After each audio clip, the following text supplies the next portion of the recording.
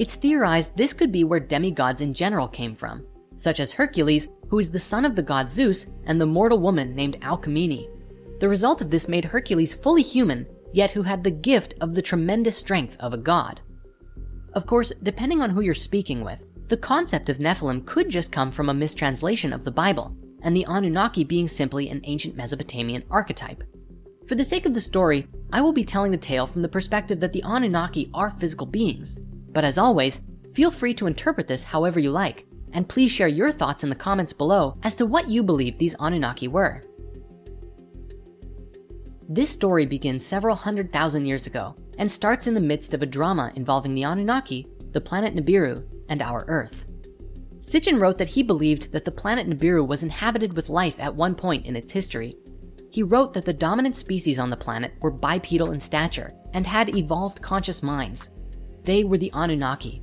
These beings were said to be much bigger than we are today, with the women being about 10 to 12 feet and the men being 14 to 16 feet tall, which you might recall relates with the various levels of consciousness we explored way back in Spirit Science 11 and 12. The Anunnaki were not immortal, but they had exceptionally long lifetimes compared to what we're used to. Sitchin's translations estimated their lifespan to be somewhere between 360,000 and 500,000 Earth years.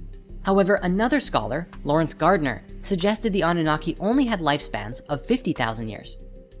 The Anunnaki have been described in several different ways.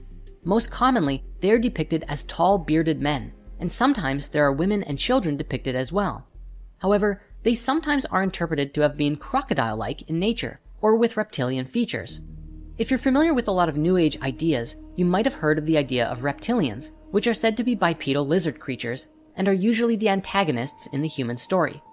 However, just as there are reptile humanoid statues from ancient Sumer, so too are the Anunnaki also depicted as bird-like, which Sitchin believed was simply their space helmets. Either way, both of these depictions of the Anunnaki, as reptiles or birds, are scarce, with the tall bearded men version being the most prominent.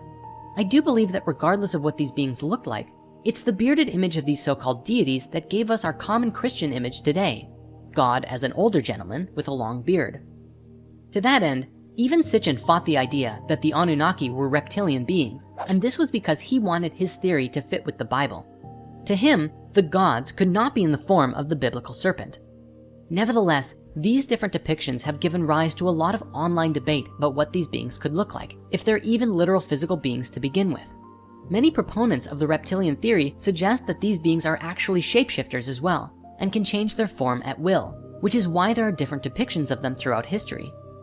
This adds an entirely new dimension to the discussion and gives rise to the popular conspiracy theory that they could even be living among us today in secret. At any rate, for the focus of this series, we're going to keep to the depiction of the Anunnaki as these bearded humanoids, and we'll come back around to the alternate depictions sometime later on.